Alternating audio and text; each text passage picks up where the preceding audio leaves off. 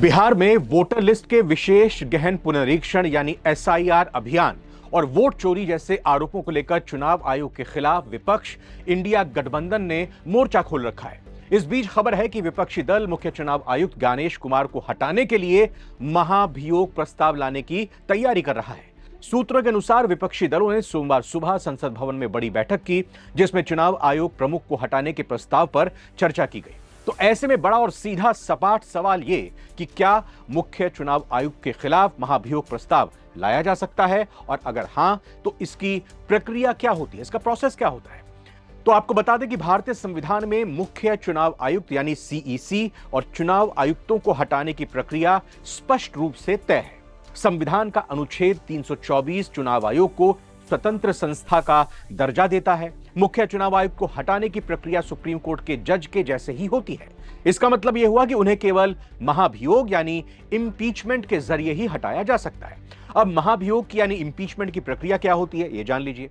मुख्य चुनाव आयुक्त को उनके पद से हटाने के लिए लोकसभा या राज्यसभा यानी दोनों सदनों में से किसी एक सदन में पहले प्रस्ताव लाया जा सकता है। इस प्रस्ताव को सदन में मौजूद और मतदान करने वाले सदस्यों के 2/3 2/3 बहुमत से पारित होना होगा। इसके बाद यह प्रस्ताव दूसरे सदन में जाएगा।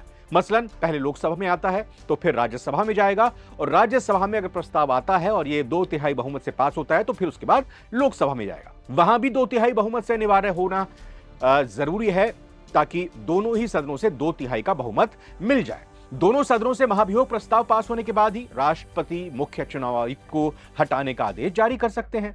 अब यह मुश्किल कितना है रास्ता विपक्ष के लिए, यह भी समझते हैं। व्यावहारिक रूप से अगर देखा जाए तो किसी मुख्य चुनाव आयुक्त को हटाना बेहद मुश्किल प्रक्रिया है, क्योंकि इसके लिए संसद के दोनों सदनों में भारी बहुमत की जरूरत होती है, यानी 2/3 बहुमत चाहिए। संसद के मौजूदा संख्या बल को देखते हुए विपक्ष के लिए इतना समर्थन जुटाना आसान नहीं होगा। आपको बता दें कि चुनाव आयोग ने इससे पहले सफाई दी थी कि रविवार को एक प्रेस कॉन्फ्रेंस करके बताया और कहा कि वोट चोरी के आरोपों पर उनका क्या मत है, क्या राय है। मुख्य चुनाव आयुक्त ज्ञानेश कुमार का कहना था कि आयोग सभी राजनीतिक दलों के साथ समान व्यवहार करता है, क्योंकि हर दल का जन्म चुनाव आयोग में रजिस्ट्रेशन से होता है। सीईसी का कहना था कि चुनाव आयोग के लिए कोई पक्ष या विपक्ष नहीं है, सभी समकक्ष हैं, बराबर हैं। चाहे किसी भी राजनीतिक दल का कोई भी चुनाव आयोग अपने संवैधानिक कर्तव्य से पीछे नहीं हटेगा। लोकसभा में नेता प्रतिपक्ष राहुल गांधी की तरफ से चुनाव आयोग पर लगाए गए आरोप पर मुख्य चुनाव आयुक्त ज्ञानेश कुमार ने पलटवार भी किया था। राहुल गांधी के आरोप पर उन्होंने कहा था कि 7 दिन में हलफनामा देना होगा या फिर देश से माफी मांगनी होगी।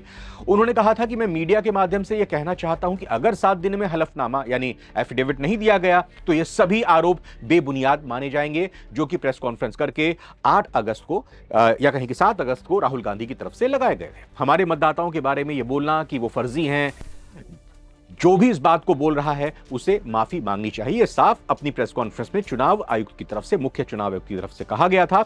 इधर विपक्ष मुख्य चुनाव आयुक्त के व्यवहार से नाराज बताया जा रहा है। विपक्ष बिहार में वोटर लिस्ट से नाम काटे जाने के साथ ही वोटों की चोरी और पक्षपात को लेकर चुनाव आयोग पर लगातार आक्रामक रुख अपनाए हुए है। इंडिया ब्लॉक के सांसदों ने संसद परिसर में चुनावी राज्य यानी बिहार में मतदाता सूचियों के विशेष गहन पुनरीक्षण एसआईआर के खिलाफ लगातार विरोध प्रदर्शन किया हुआ है।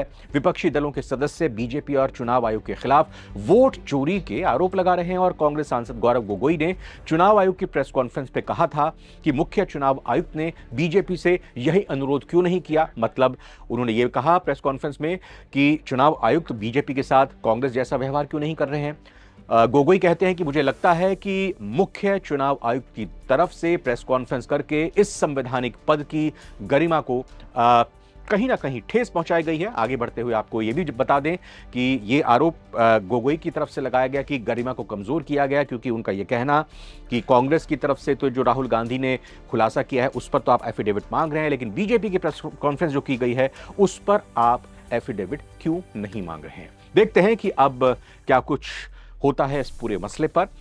लगातार आप बने रहिएगा नवभारत टाइम्स के साथ। फिलहाल इजाजत दीजिए, नमस्कार।